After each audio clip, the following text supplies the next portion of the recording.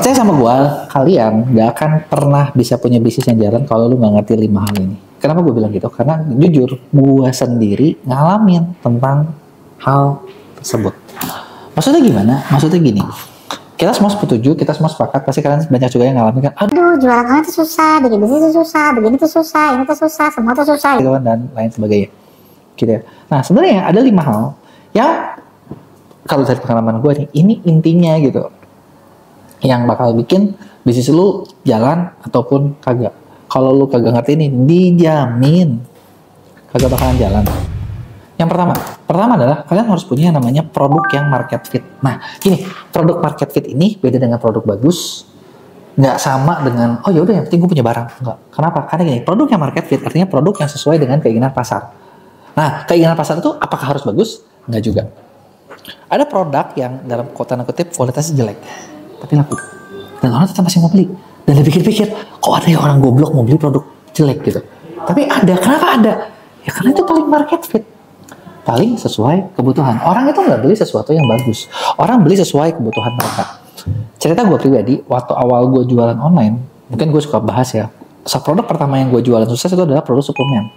Suplemen yang waktu itu sebenarnya banyak. Kita ada, kalau berapa ya, ada 20 suplemen yang gue jual. Tapi yang laku banget cuma satu. Kenapa? Karena ternyata ya sesuai dengan kebutuhan alias market fit.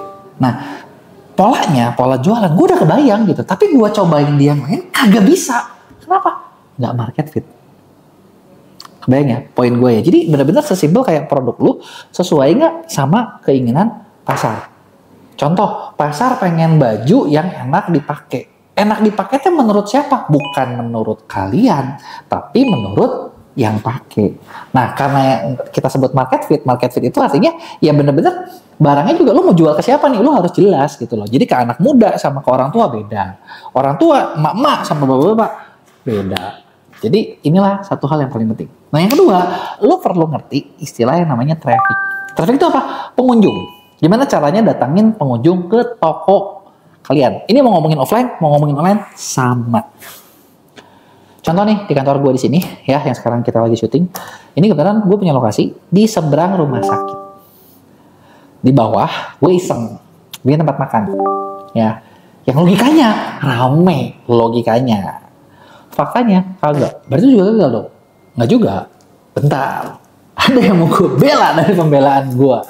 Gitu ya. Kenapa gue bilang kayak gitu? Karena gini, uniknya adalah seberang kantor gue rumah sakit, tapi rumah sakit yang seberang gue itu rumah sakit yang bermasalah, guys. Jadi beberapa tahun lalu ketika COVID lagi melanda di Indonesia, orang pada ramai gitu kan ke rumah sakit. Rumah sakit gue ini, kepala rumah sakitnya kalau nggak salah ada beritanya sampai dia tuh ada korupsi segala macam. Jadi intinya dia padahal salah satu rumah sakit yang dulu tuh dibangun oke, tapi udah gitu ada korupsi segala macam yang bikin rumah sakitnya sepi banget. Jadi kayak gimana ya? Lo bayangin kantor gue tuh nggak gede-gede amat, tapi jumlah parkiran motor kantor gue itu jauh lebih banyak dari rumah sakit. Hebat kan? Bukan hebat sih sebenarnya, tapi ya rumah sakitnya sesepi itu. Gue cuma kasih kalian bayangannya ke situ. Gitu ya. Nah, kenapa tempat gue mungkin belum rame? Karena awalnya yang gue incer adalah traffic generatornya si rumah sakit. Tapi rumah sakitnya sepi dan baru sekarang kayak lagi ada pembenahan ya. Doakan lah ya jadi rame ya. Tapi itu adalah poin-poinnya ya. Kedua, traffic lu dari mana nih? Contoh tadi gue bahas tentang offline. Offline itu bisa lu nebeng traffic generator yang lain kayak rumah sakit dan sebagainya. Bisa juga lu bikin sendiri, bikin keramaian, bikin crowd atau apapun lah. Gitu. Dan biasanya kalau misalnya kita lihat ya, masalah utama dari semua bisnis itu cuma satu yang baru ngerti. Traffic, kagak ada pengunjungnya, jadi nggak ada yang lewat, orang nggak ada yang tahu. Dan disinilah lu harus ngerti gimana caranya datangin traffic. Gitu kan. Sebagai contoh, lu ingat cerita tadi, gue bilang parkiran mobil kantor gua itu jauh lebih ramai dari rumah sakit yang gede. Dan sebenarnya sampai sekarang masih lebih ramai kantoran gua. Artinya kan traffic gua lebih kencang dari situ. Tapi lucu juga ya, masa kita kantor yang ngebek rumah sakit. Tapi itu adalah poinnya, itu poinnya ya. Jadi lo harus tahu cara datangin. Cara datangnya ini gimana ya? Sekarang tuh banyak, lo bisa online, bisa offline, gitu kan. Gue sendiri sering juga banyak bahkan bisnis video tentang gimana cara datangin traffic. Misalnya dari lo bikin konten, lo live streaming, lo ads, lo shop, SEO, affiliate. Nah, yang ketiga poin yang lo perlu ngerti adalah gimana caranya biar orang convert. Convert tuh apa? Orang itu ngambil take action. Misalnya, orang udah lihat produk lo, gimana cara biar mereka beli? Gimana caranya yakinin mereka buat beli? Misalnya dengan cara lu bikin deskripsi yang menarik, bikin penawaran yang menarik, foto produknya oke, detail produknya oke, cara ngelayanin pelanggan, dan lain sebagainya. Karena gini, lu sadar deh, rumusnya adalah lu punya produk yang bagus, itu bakal membantu traffic, menghasilkan konversi. Nah, contoh, lu bayangin dalam 1 bulan kita dapat 1 juta pengunjung. Kalau konversinya 50% yang tidak akan mungkin terjadi, itu artinya 1 juta kali 50, 500 ribu pembeli. Tapi percaya sama gue, kagak. 10% bisa nggak? Jarang banget. Tapi 10% 1 juta kali 10%, 100 ribu pembeli. Wow. Bisa jadi sultan loh kalau bisa 100 ribu tiap bulan. Nah, terus udah gitu, berapa yang masuk akal? Sekarang sih kalau gue lihat di online ya, masuk akal kurang lebih 1-4%an lah. Dari situ 1 juta kali 3%, 4%, lo bisa dapat berapa? 30 ribu. Ya, 3% 30 ribu. Bagi 10 hari, 30 hari, 1000 order.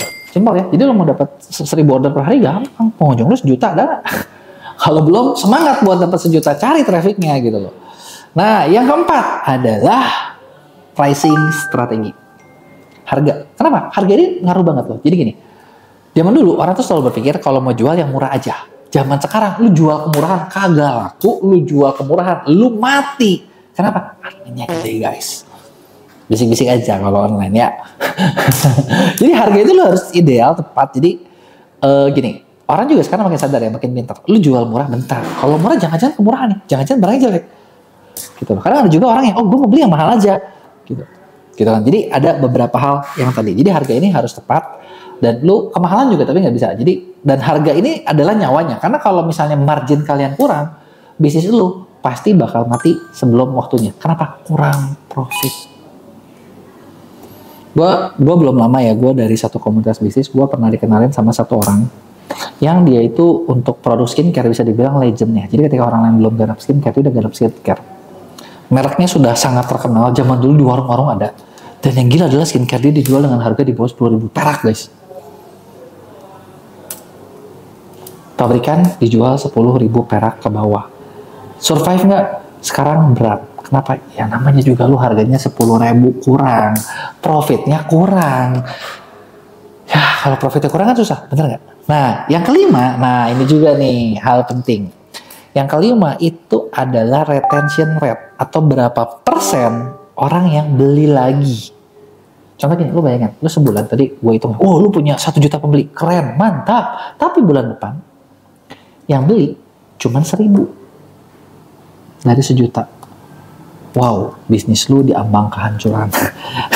Kenapa? Artinya kalau misalnya kalian harus terus cari orang baru, itu ada masalah dengan bisnis lu. Kenapa? Produk lu nggak jalan, lu bikin janji nggak tepat, orang nggak percaya sama kalian, orang nggak mau beli lagi, dan itu bakal bikin biaya marketing kalian mahal banget karena kalian harus selalu mencari orang baru. Nah, tapi kalau retention rate itu tinggi, katakanlah misalnya nggak usah jauh-jauh lah, retention rate kalian 30% aja. Artinya kalau kalian bulan ini punya 1.000 pelanggan, bulan depan 300 pasti beli lagi. Lu tinggal berjuang nyari 1.000 lagi. Jadilah 1.300. Dapat lagi 30%-nya nih. Artinya hampir 400 bertahan. Artinya di bulan depan kalau lu nyari 1.000, kalian udah punya 1.400. Yang makin lama makin tinggi dong. Dan makin lama ibaratnya lu gak usah nyari pelanggan baru, orang udah beli sendiri. Nah, itulah bisnis yang sehat dan itu nggak akan pernah terjadi kalau retention rate kalian rendah. Ada nggak cara ningkatin retention rate? Ada. Jadi gue baru nemu ada satu platform namanya Sembari. Di mana di Sembari ini lu bisa jaga retention rate. Karena lu bisa masukin data pelanggan dan data pelanggan lu di sini lu bisa kirim pesan yang tepat. Buat yang lo mau coba lu boleh tulis di komen. Ini gue kasih tahu karena ini cara paling gampang dan ini yang bisa kita lakuin. Nah, jadi itu dia tadi 5 hal yang bakal bikin bisnis kalian stabil. Ada yang mau dibantuin nggak? Biar 5-5-nya bisa bagus, lu tulis di komen.